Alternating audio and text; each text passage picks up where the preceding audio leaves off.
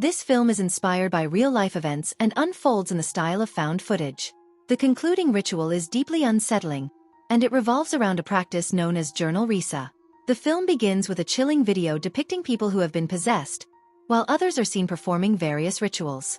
The scene then transitions to Professor Dr. Mulyanto Abdullah, who explains that some believe supernatural occurrences are simply external manifestations of internal fears. However, he argues that such incidents have been documented for generations, deeply ingrained in Indonesian culture, and seem to be on the rise. Just because these phenomena are not visible to all does not mean they do not exist. He cautions that the absence of evidence does not equate to evidence of absence. Next, we are introduced to Risa Sarasvati, a renowned medium capable of communicating with spirits. Risa, alongside her team, embarks on a documentary project to explore the existence of supernatural beings. Throughout the interview, Risa reveals that she is both a content creator and a government employee, though her real calling is her ability to see and interact with ghosts. She candidly mentions the spirits she encounters, naming them Peter, William, Marion, and recounts how, in the past, she was terrified of these encounters. Now, however, she has learned to communicate with them directly. Risa Sarasvati then began sharing the stories of her encounters with the spirit world with the world through her books. This film, Jurnal Risa, is a reflection of her journey. Risa acknowledges that many people doubt her, believing she is fabricating her experiences. However, she maintains that the spirits and demons she communicates with do not care whether humans believe in them, they only desire for their stories to be heard. As she speaks, Risa recounts an entity that particularly frightened her. She hesitates, reluctant to delve deeper into its story, but the interviewer presses her further. She reluctantly admits that naming the entity would be unwise, implying that doing so could invite unwanted consequences. She explains that her entire family possesses the ability to communicate with these entities, which is why they decided to create Jurnal Risa in the first place, an effort to document their experiences and share them with the world. The scene shifts to a site where the Jurnal Risa team is conducting an investigation. It is 11 a.m., and the team is meticulously recording their experiences in their journals. Risa explains that they are in Soong, a location they have chosen for their ghost hunting expedition. She introduces her team, Damasta, Nico, Indi Kakeng, Riri, Farrell, Anga, and Jeffrey, all of whom are her relatives. Together, they form the core group dedicated to exploring the unknown and documenting the supernatural encounters that lie ahead. There were additional participants, eager to experience the paranormal firsthand. These individuals, referred to as the Brave Test participants, included Prinsa, Feli, and Ardi. Before beginning their ghost hunt, Risa gathered everyone for a prayer.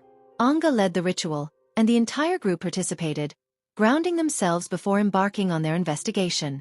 As the team prepared, the three new participants explained to the camera why they had chosen to join Jurnal Risa. Ardi, a dedicated fan of Risa, found the whole phenomenon fascinating and was eager to witness the supernatural himself. Feli expressed her curiosity, wanting to meet and experience a spirit firsthand. Prinsa, however, had a different motivation. She explained that her name was often mispronounced by people, and she hoped that by appearing in Risa's video, she would gain fame and perhaps even have her name pronounced correctly. Just as they spoke, a strange noise came from behind them, causing the group to freeze in fear. To their relief, it turned out to be just a mouse, but the sudden scare set the tone. Then, as if to add to the sense of unease, the rain began to fall heavily, forcing them to halt the hunt. They decided to wait until nightfall, but Risa sensed that this was a bad omen. At 9 p.m., they resumed their search, and Risa split the group into 3 teams to explore different locations. Farrell's team soon heard unsettling noises in the distance. Meanwhile, Damasta led his team to a spot, claiming he could feel the presence of an entity there. "I was invited by the entity," he said, his voice tinged with both excitement and trepidation. Risa, checking in with Indi, asked how she was feeling. Indi replied that she felt as though she might cry, overwhelmed by the energy of the place. Risa comforted her, assuring her that there was no need to worry. Anga, turning to Prinsa, asked her how curious she was about the spirits. Prinsa, who had never seen a spirit or felt their presence, eagerly responded, "I'm very curious. I want to see them." Suddenly, a noise came from the nearby bushes, and the tension in the air heightened. The scene then shifted to Risa, who began to behave strangely, letting out a guttural, roaring sound. As the audience, we immediately understood that Risa had become possessed. Her team members rushed to her, trying to subdue and manage the situation. Meanwhile, Feli appeared visibly terrified. The team decided to split up, taking Prinsa, Artie, and Feli to a different location to conduct a brave test. They left the 3 participants alone, their cameras rolling as they faced the chilling unknown, alone in the dark. The brave test participants, Prinsa, Artie, and Feli, were instructed to speak directly to the camera if they felt anything unusual or experienced any paranormal activity. If they needed assistance, they could clap their hands, and the team would rush to their side. All 3 participants activated the cameras on their phones, preparing to record personal footage of their experiences. Then, with a mix of anticipation and nerves, they set off to explore the area. As they ventured into the unknown, Prinsa, perhaps to calm her nerves, began singing. Her voice echoed through the eerie stillness, startling both Artie and Feli. After a while, Prinsa grew bored and began calling out the names of spirits mentioned in the journal Risa, such as Peter and Hans. The moment she uttered these names, Risa, back with her team, felt an unsettling shift in the atmosphere. Her sense of unease deepened as she heard Prinsa invoke the spirits so casually. Then, Prinsa provocatively asked aloud, "Should I take the name forbidden by Risa?" She repeated it over and over, "Simak, Simak." With each repetition, the tension escalated. Through her phone's front camera, Prinsa's screen revealed something terrifying. A dark, formless entity slowly approaching her. She began to feel dizzy, and then, in a horrifying moment, she saw the entity's hand pass right through her stomach. Panic gripped her as she screamed and fled, but it was too late. As the audience, we can only watch in shock as Prinsa, now fully possessed, begins to contort in unnatural ways. Her tongue protrudes grotesquely from her mouth, and she lets out an eerie guttural roar. She wriggles on the ground as if in some kind of trance. Risa and her team, watching all of this on a monitor, are horrified. But suddenly, the screen glitches, turning to static. Panic sets in as they rush toward Prinsa, hoping to intervene. Anga and Damasta start praying in desperation, trying to help Prinsa. They quickly inform the rest of the team that she is now fully possessed. Risa, feeling a surge of inexplicable dread in the very spot where the event occurred, orders everyone to leave immediately. "We have to go now," she says, and the team, shaken and terrified, agrees to end the hunt for the day.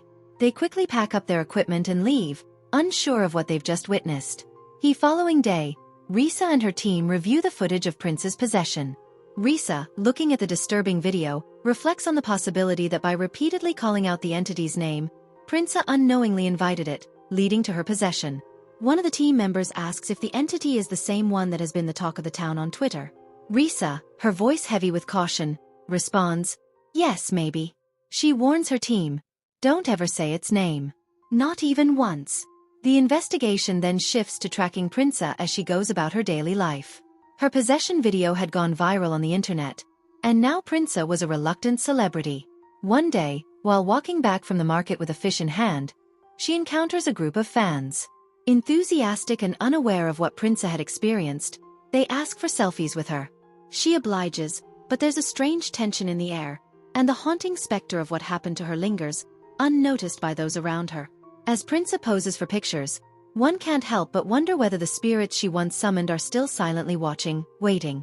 Risa, still deeply concerned for Prinsa, tells her team that they must keep a close watch on her. She believes Prinsa is still under the influence of the spirit. One of the team members asks Risa why she feels this way. Risa, with a grim expression, explains that the entity haunting Prinsa could be Ovasatara, a spirit tied to her family's history. Ovasatara, Risa explains, was a distant relative who began haunting her family after her death. Risa's father had always warned that anyone possessed by Ovasatara should be exorcised within 5 days. If not, the victim's spirit would leave, and the body would become a vessel for Ovasatara's spirit. As Risa drives, deep in thought about these troubling events, she is involved in a car accident, adding a layer of unease to the already tense situation. Meanwhile, Anga and Indy visit Prince's house, where they find her recording a vlog. Prinsa greets them warmly and introduces them to Vair, who immediately reacts with visible anger at their arrival. Prinsa quickly steps in to calm him down. Indy, sensing the tension, asks Prinsa if she feels any different after the brave test. Prinsa responds that she feels no change. Anga, however, notes that the video of Prince's possession has gone viral, and the team believes that a dark shadow still hangs over her, a lingering presence of the entity. They ask for Prince's permission to perform a cleansing ritual. After some hesitation, Prince agrees. As Anga begins the ritual, however, Prince suddenly stands up and walks away, her movements stiff and unnatural. The audience sees that she has once again fallen under the entity's control. Indy follows her, and the scene becomes even more unsettling when Indy encounters Riri, only to see her form shift into something unrecognizable. In a horrifying twist, a spirit drags Indy into the darkness. Anga, sensing something is wrong, rushes to help. Indy, shaken, tells Anga that the spirit they encountered was Ovasatara. Indy's hand is now wounded, and the door behind them creaks open on its own. Vayer, noticing the disturbance, goes to check on them. Later, as the team reviews the footage, Indy explains on camera that Ovasatara is known to take the form of familiar people. This could mean that the spirit had assumed Riri's appearance. The team gains permission to place cameras around Prince's house, hoping to capture any more unsettling activity. They set up cameras in various locations, but it isn't until the early hours of the morning that the real terror begins. Around 2 a.m., strange things start to happen. Lights flicker, doors creak open on their own, and the team begins to hear odd noises. In the hallway, an entity covered in a white cloth begins to move. 2 team members, armed with cameras, carefully approach it. When one of them removes the cloth, they are met with a chilling sight. There is nothing beneath it. The 2 members freeze, paralyzed by fear. Suddenly, Prinsa appears out of nowhere and demands to know what they are doing. She begins to feel dizzy, her body swaying as if overwhelmed by something beyond her control. Anga, sensing something is off, asks the team members what happened. But they remain silent, too terrified to speak. Prinsa, now looking dazed, retreats to her room to sleep. It's clear to the audience that all of this, her strange behavior, the eerie occurrences, are being driven by the spirit of Ovasatara. The following day, Prinsa and Vayer head out for a podcast interview. As they leave, Prinsa excitedly tells her viewers that, in her 5 years on YouTube, she has never received so much attention. This is the first time she's been invited to such an event. They arrive at the podcast studio and begin recording.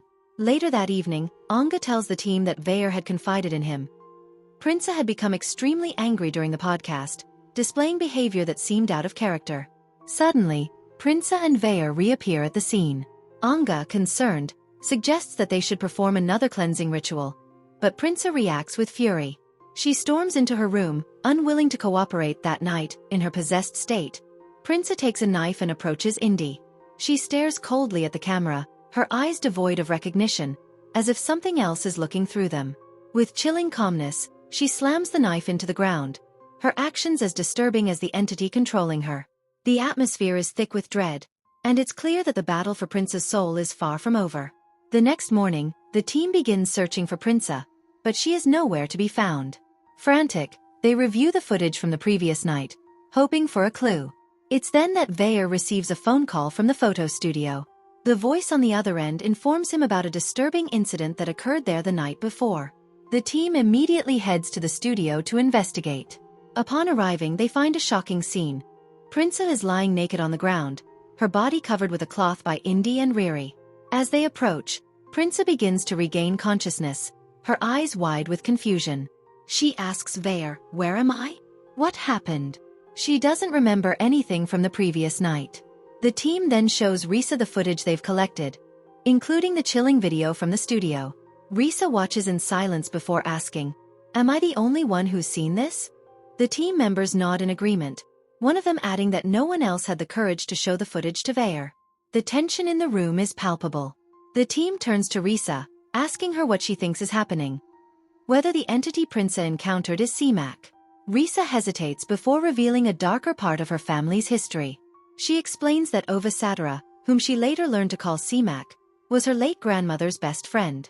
Ovasatara was a woman who had no religious beliefs, and one time, when Risa's grandmother tried to gift her a prayer cloth, Ovasatara refused to accept it. After her death, Ovasatara's spirit began to haunt Risa's family, tormenting them in ways they couldn't explain. Risa's father, desperate to stop the hauntings, decided to bind Ovasatara's spirit. That's when Ovasatara was given the name Simak. As Risa finishes recounting the story, the team reminds her that during the podcast shoot, Prinsa had uttered the name Simak aloud. The room falls into a heavy silence as Risa takes this in. She's lost in thought for a moment, but her attention is drawn to a movement in the backyard. Her son, Ari, is playing on the swing, but the swing is moving at an unnerving speed. Concerned, Risa calls out to him, warning him to be careful. But as she continues speaking with the team, something catches her eye. Damasta, her husband, comes downstairs with their son, Ari, in tow. Risa looks toward the backyard, and her heart sinks. Ari is no longer there, but the swing continues to swing wildly on its own. A chilling realization settles in. Something is wrong. Later that night, Damasta records a video of Risa and their son Ari at her request. He explains that the documentary team had specifically asked him to capture footage of Risa, especially after the unsettling events of the day. As he films, he notices that Risa is scratching her palm vigorously, her face twisted in discomfort. Concerned, Damasta asks her if something is wrong, but Risa brushes it off, telling him that it's nothing. They both retire to bed, but when they glance over at their son, they are shocked to find that he is missing from his crib. Panic sets in. They rush to the child monitor, and to their relief, they see Ari fast asleep in his room. However, as they watch, something terrifying becomes clear. Beside Ari, there is a dark, shadowy figure. It's Ovasatara. Risa and Damasta immediately rush upstairs to Ari's room, but the sight that greets them is horrifying. Ari is crying, clearly distressed, and the parents rush to comfort him. Risa and Damasta, both shaken, decide to take Ari to the hospital. The doctor confirms their worst fears. Ari has a high fever. The presence of Ovasatara's spirit, it seems, is taking a toll on the entire family. As the night unfolds, Risa is left with more questions than answers, her family caught in the suffocating grip of an entity from the past. Risa was consumed with worry for her son, her mind unable to rest. She paced back and forth, her thoughts clouded with fear for Ari. But Damasta, her husband, gently placed a hand on her shoulder, his voice calm and soothing. Ari's fever has gone down, he reassured her. He's slowly recovering. He'll be fine. He gave her a small reassuring smile before heading toward the room where their son rested, leaving Risa to try and find some semblance of peace. As Damasta went to check on Ari, the rest of the family gathered around Risa, each one offering words of comfort.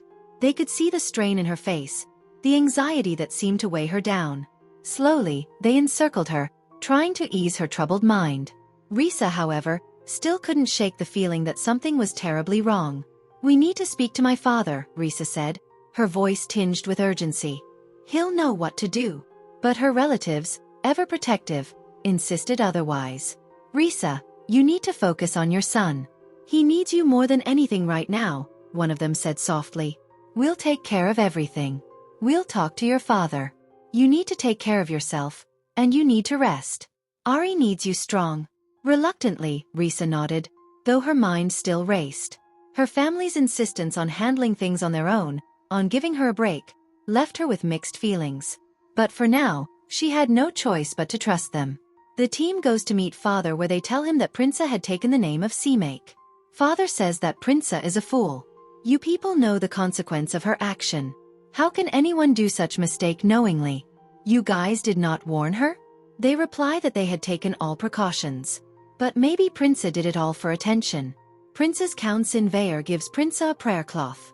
He also says that she should pray show that she could be peaceful. But Prinsa was trying to avoid it. Veyor again insists that he will pray with her, but Prince's eyes suddenly rolls upward. She then gets possessed and she says that Veyor should go to heaven alone. She is happy in the vast rice field, her smile wide and unervingly serene, as if she were lost in a dream of her own making. The eerie stillness of the scene was pierced only by her unsettling grin, a smile that twisted her features into something almost unrecognizable. Back in the present, Prinsa had become the focus of the team's ongoing efforts to cleanse her of the dark force that had taken hold of her. Each day, they performed rituals, and each day, she was closely monitored, but despite their best efforts, the spirit's grip seemed unrelenting. On the third day, Prinsa sat slumped in exhaustion, her body weary from the constant rituals, her spirit drained. She confided in Samika, her voice tinged with weariness. "I'm so tired. I'm tired of all the cleansing. This keeps happening to me, over and over. It never ends." Her words hung in the air, heavy with a sense of helplessness. At that moment, a soft knock echoed through the room, breaking the silence. It was Indy, stepping in to keep her company while she rested. Prinsa, her voice barely a whisper, looked up at her. "Aren't you scared?" she asked, her eyes hollow and searching. Indy, though clearly uneasy, managed a small smile. "Sometimes yes," she admitted. "But today, we're all being watched. We're not alone. We're in this together." Prince's gaze lingered on her, as if weighing her words. Then, after a moment of silence, she asked, "Do you have a best friend?" Indy thought for a moment, then replied, "My older brother, Nico, is my best friend." As the conversation hung in the air, the subtle shift returned, unnoticed by Indy. The change was slow but unmistakable. Prince's demeanor, once faintly human, was slipping once again. Her expression darkened, her eyes clouded over, and the familiar eerie chill crept back into the room. The audience could feel it. The entity was back, its presence taking hold of Prinsa once again.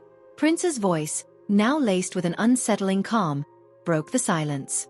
She turned to Indy and whispered, "We were once 4 best friends. 2 of them went to the city with their parents and the other 2. Well, one of them took her own life and the other died from something else. Neither of them prayed a single day in their lives." The words hung in the air, like a cold, creeping fog. Indy's stomach tightened with unease. It wasn't Princess speaking anymore. It was something else. A sharp, primal fear surged within her as she realized with sudden clarity. This was Ova. This was the spirit that had taken over Prinsa, and it was now using her as a vessel. Before Indy could process what was happening, the lights flickered and went out, plunging the room into darkness. Panic surged in Indy's chest. The door slammed shut, trapping her inside. Alone. Terrified. She could feel the weight of an oppressive presence closing in on her, and suddenly, it was as if the walls themselves were pressing in on her. The documentary camera continued to roll, capturing every moment in the eerie stillness. Prinsa, her body contorting in unnatural ways, began climbing the wall like an insect, her eyes pure white, reflecting nothing but the emptiness of the possession. Indy could only watch, paralyzed with fear, as Prince's movements became more erratic, more violent. In the distance, shouts echoed as Vayer and the rest of the team arrived, rushing to help Indy and trying to subdue the possessed Prinsa. Their efforts were frantic, but Prinsa, no longer recognizable, fought back with inhuman strength. Risa, her face pale with worry, was called to the scene along with her father. Her father, a man of stern resolve, wasted no time. He began performing the cleansing ritual, attempting to force Prinsa to pray, but it was futile. Prince's body twisted and bent at impossible angles as she attacked the team. In a violent frenzy, she grabbed a knife and lunged at Nico, narrowly missing him as the others wrestled her to the ground. But Risa's voice rang out above the chaos. "Ova Satara, you can possess me, please leave Prinsa alone. I request you." Ova Satara remained silent, its presence thick and suffocating, unwilling to relinquish its hold. Risa's father, sweat beading on his forehead, muttered something under his breath before turning to the team. "This is not Ova Satara. This is another spirit. One that's taken her form. We need to take Prinsa to Ova Satara's village. There we can bind this spirit. Only there can it be contained." Risa, her face hardening with determination, addressed the camera. "This is our last chance. If we can't exorcise Prinsa here, we'll lose her forever." The team, along with Prinsa in tow, made their way to the village. The air grew heavier with each mile, and as they drove, they passed a group of men carrying an empty casket. The sight was unnerving, but they pressed on, unaware of the horrors that awaited them.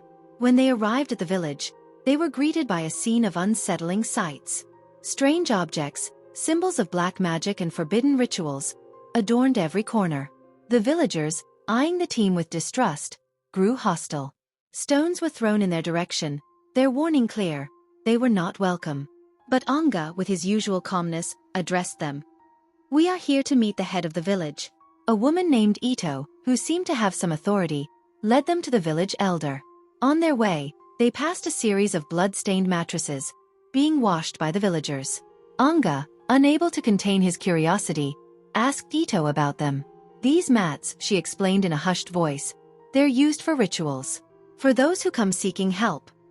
So no one else has to die." As they continued, Prince's attention was drawn to a newborn infant, lying in the arms of a woman. Without warning, Princess started to laugh, a low, eerie sound that sent a chill through the group. It was no longer the sound of a girl in pain, but the laugh of something ancient and malevolent. Finally, they reached the house of Ovasatara, the place where this nightmare would either end or spiral into something much worse. Prinsa, her body now entirely possessed, sat in front of the house, her gaze vacant and unsettling. She clutched the front gate like a lifeline, a grin spreading across her face, as though she were waiting for something, or someone. Ito began the cleansing process as the head of the village, Aki, arrived to examine Prinsa. His eyes narrowed as he observed the girl, who was now muttering unintelligibly. He muttered, 5 days. 5 days. 100 bodies. 200 bodies. The words spilled from her lips, echoing ominously. Aki, recognizing the spirit's true nature, turned to the team. "You've revealed yourself, Ova," he said, his voice steady but filled with dread. Anga stepped forward, speaking with authority. "Risa's father said this spirit wasn't Ovasatara. It's something else, something darker." Aki's face grew somber as he replied, "In this village, all spirits that haunt us are known as Simak, not just Ovasatara. They take on many forms." The villagers took Prinsa into the house, and Anga, his heart heavy with the weight of the revelation, glanced at a photo on the wall. In it, there was a woman who resembled his grandmother, surrounded by her closest friends. A chill ran down his spine as he realized. One of those friends was Ovasatara. Inside the house, Prince's madness escalated. She started tearing things apart, smashing furniture, her face twisted in a manic expression. "You think I'm scared of my own house?" she hissed, as if daring anyone to challenge her. The house seemed to tremble with her fury. Outside, the villagers had gathered, preparing for the night ritual, and Aki, the village head, stood by the documentary camera, speaking gravely. "This village has been cursed for 4 years now," he explained, his voice heavy with the weight of his words. "We can't farm due to the drought, and unnatural deaths have plagued our people. Spirits haunt us, and we are surrounded by them because, in our desperation, we once tried to tie them. The evil spirit has cursed this entire village." As the sun began to set, Anga and the rest of the team prepared for the ritual. They set up cameras and asked Prinsa and Vayer to sleep in one room, hoping that the presence of family would help keep the spirit contained, at least for the night. Meanwhile, the rest of the team readied themselves for what was to come. Vayer, in a quiet moment, spoke softly to Prinsa, who appeared fragile and lost within herself. "Prinsa, you need to rest," he said. "Once you're fully recovered, I promise I'll fulfill every wish you have." But Prinsa's eyes flickered unnaturally. Her voice, once her own, now sounded distant and cold. "I want the meat of a newborn baby," she said flatly. "The organs, they taste exquisite." Vayer recoiled in horror. "What are you talking about?" he stammered, but the lights above them flickered and shattered, plunging the room into darkness. Panic overtook him as the air grew thick with an otherworldly presence. He was trapped, frozen in fear, as an eerie sound reverberated around the room. Kakang, one of the team members, rushed to the scene. As he entered, a low guttural roar echoed from the corner, and Prince's body disappeared into the shadows. The team scattered, searching desperately for her. In the chaos, Vayer and Kakang found themselves transported to a bizarre, twisted place. The surroundings were filled with ominous objects, things used for black magic and dark rituals. They tried to escape, but every door they opened led them back to the same spot, as if the building itself was alive, trapping them in a loop. Kakang spun around, only to find Vayer had vanished. Alone, he tried to call out, but there was no answer, only the sound of his own breath. As he continued searching, the entity's presence grew stronger, and the walls themselves seemed to shift. Kakang stumbled across Vayer again, and together, they managed to force their way to the exit. But as Vayer placed his hand on the door, it slammed shut, trapping his hand with it. They struggled, using all their strength to free him, but the injury to his hand was severe.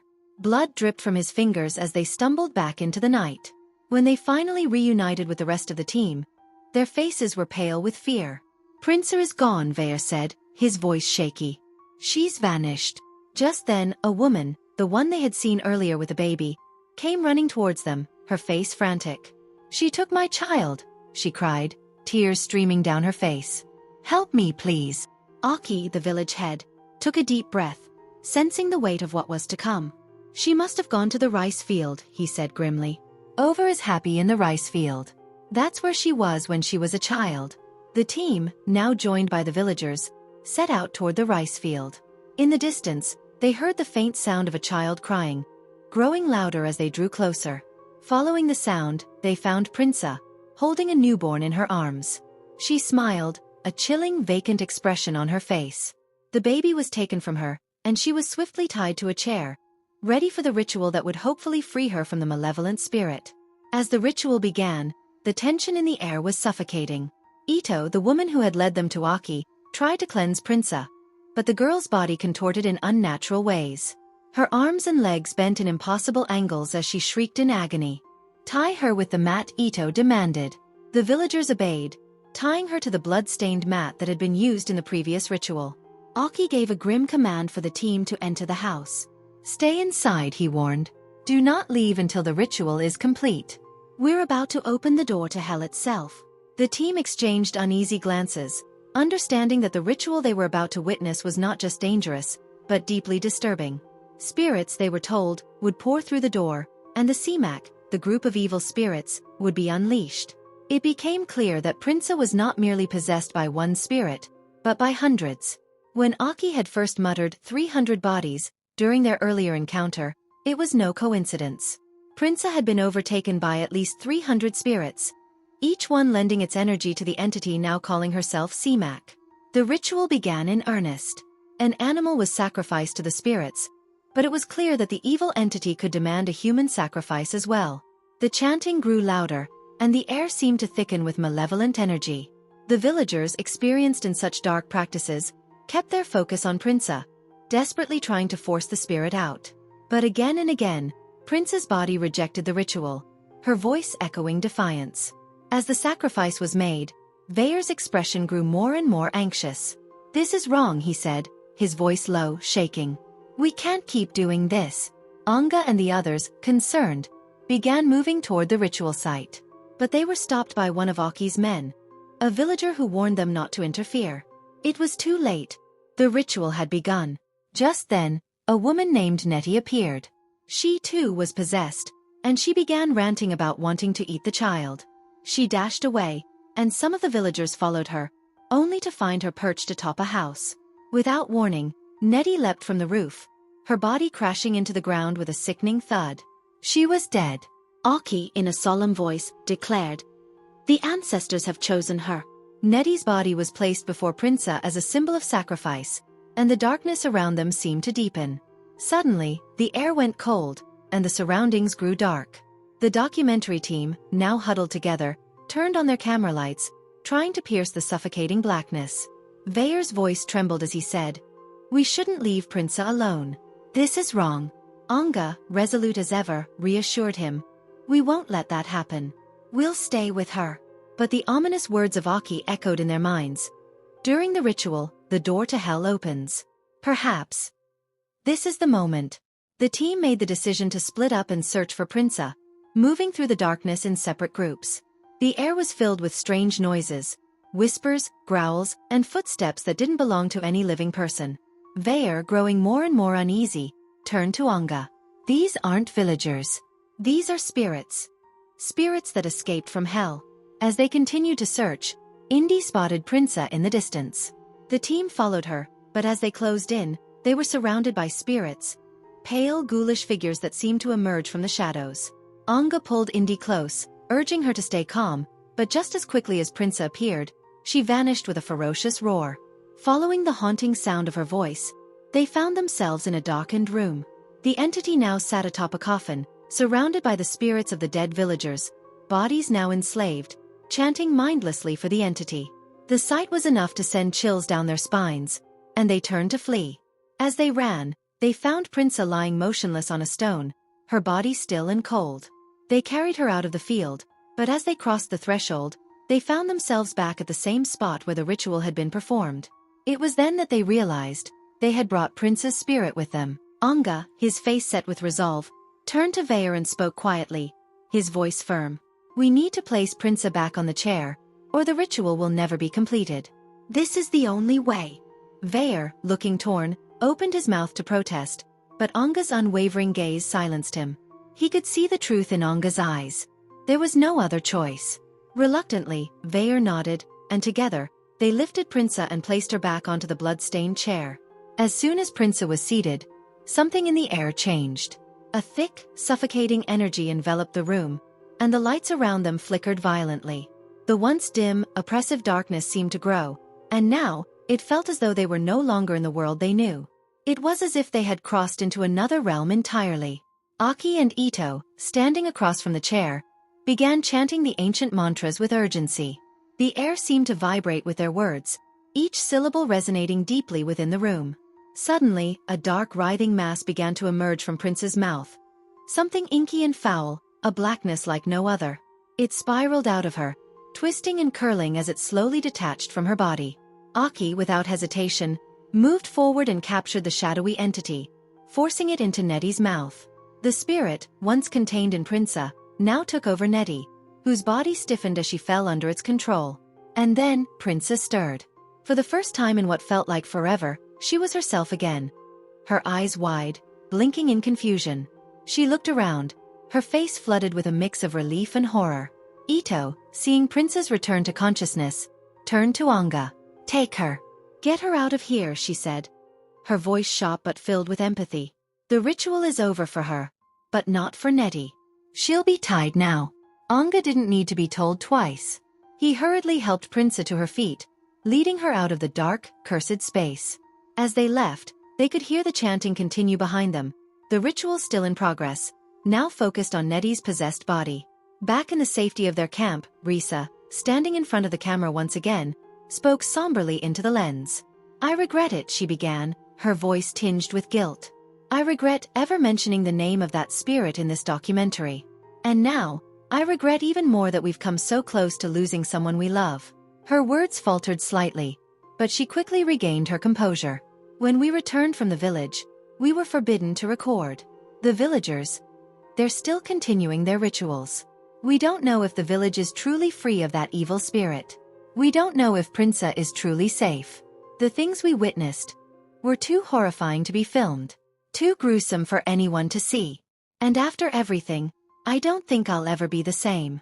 Risa paused for a moment, her face hardening with resolve. "This whole experience has taken a toll on me. Physically, emotionally. I won't be able to upload videos for weeks. Maybe longer. This isn't something I can just move on from. Not yet." Meanwhile, Prinsa, sitting quietly beside the team, looked down at her hands. "I'm sorry," she whispered, her voice small but sincere. I didn't understand the value of my own life. I've learned the hardest lesson of my life. If I don't learn to value what I have, then everything I've done, everything I've been through, is meaningless." Her words hung in the air, heavy with the gravity of her realization. The team exchanged glances, silently acknowledging the painful truth that had unfolded over the past days. They had witnessed a horrifying battle between good and evil, a battle that had left its scars on each of them. As the screen flickered and the footage began to fade, a new message appeared, flashing across the screen in bold red letters. "Warning. Do not take the name of the spirit shown in this documentary. Never speak C-Make's name repeatedly. If you do, she will possess you. This story is based on real events." The screen cut to black. Boom, the movie ended. Let me explain a few things to clarify the story's deeper meanings, especially the concept of C-Make and its significance. C-Make is not a single entity, but a collective, a group of evil female spirits who are bound together in an unholy union. The villagers' ritualistic practices are meant to trap and contain these spirits, but it comes at a steep cost. The empty coffins they carry symbolize both a trap and a binding force. The spirits, unable to find rest, are trapped in these coffins to prevent them from causing further harm. Nedi, who was sacrificed during the ritual, was ultimately laid to rest in one of those coffins. This act was not just about death. It was about trapping the evil spirits within her body and ensuring they would never escape. The ritual, gruesome as it was, had one primary purpose: to contain and bind the spirits of C-Make, preventing them from continuing their curse on the village. But the toll it took, on Prinsa, on the villagers, and on the team, was beyond measure. What started as a documentary about supernatural events became something far darker. A warning. The evil spirits known as C-Make were not just stories, and those who dared to speak their name would pay a heavy price. I hope you enjoyed the movie. If you're curious to see it for yourself, you can find it on Netflix, though I must warn you, watch at your own risk. The story doesn't just stay on the screen.